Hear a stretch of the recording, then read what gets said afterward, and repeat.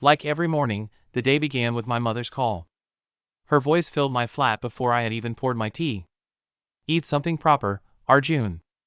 One cup of tea is not breakfast, she complained, as if she could see me balancing the phone against my shoulder while rushing to put on my shoes. Her concern was unyielding, a never-fading echo from my childhood, persistent attempts to fix what she perceived as broken in my life, be it an empty fridge or a solitary bed. "I'll eat at the station," I lied. She sighed but didn't push further. She had learned that my promises rarely matched reality. This dance of words was familiar, well-rehearsed, an unspoken promise that bound her to me across the miles. Home wasn't far. A modest apartment in the heart of a noisy neighborhood, its walls still carrying the smells of somber, the chatter of neighbors, and the echoes of my childhood. My father, retired from government service, still started every morning with the newspaper folded neatly in his hands. He rarely raised his voice, but his presence carried a quiet discipline that shaped me long before the police academy ever did. My mother was the opposite, always moving, always worrying. She fussed over my uniform when I visited, pressing invisible wrinkles flat, shaking her head at the dark circles under my eyes. Every mother worries, but hers carried the weight of knowing that her son spent nights chasing dangers she couldn't name. Her nagging was a comfort, a tether to a simpler life.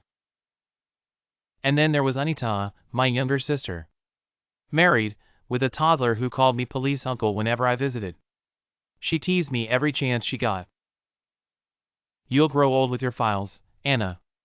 Who will marry a man who talks more to case diaries than to women?" She laughed once, chasing her boy around the table.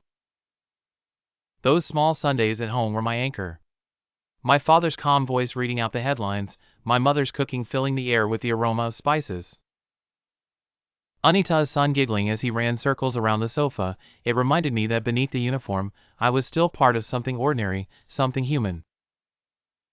But my flat near the station was another world. A single bed, a wooden desk, a shelf lined with case files and old academy photos. The silence there wasn't peaceful, it was empty. At times, I found myself staring at the ceiling long after midnight, wondering if this was what life would be. Work, duty, solitude. The shadows in the corners felt like companions, whispering doubts and regrets I was too tired to dismiss. I had chosen this path willingly, but the choice had carved away pieces of me I never noticed until I was alone. The echoes of laughter and familial warmth reverberated faintly through the stillness, a stark contrast to the routine that defined my existence here.